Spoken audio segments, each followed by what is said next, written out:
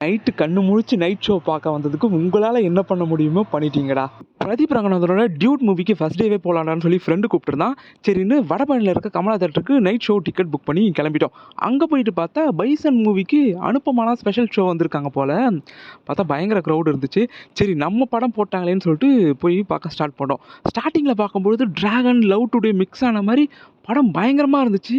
Okay, வேற லெவலில் இருக்கும் போல அப்படின்னு யோசித்தேன். கொஞ்ச நேரம் போகும்பொழுது பார்த்தா இந்த குட்டி மூவி நாடோடிகள் 2வும் மிக்ஸ் ஆன மாதிரி ஒரு வாடை வந்துச்சு. என்னடா ஏதோ இடிக்குதே அப்படின்னு பார்த்தா, டேய் இதெல்லாம் ஒரு கதைன்னு வேற எடுத்து வச்சிருக்கீங்களேடா, இதை வேற நாங்கள் பார்க்க வந்திருக்கோமேன்ற மாதிரி எனக்கு ஃபீல் ஆயிடுச்சு.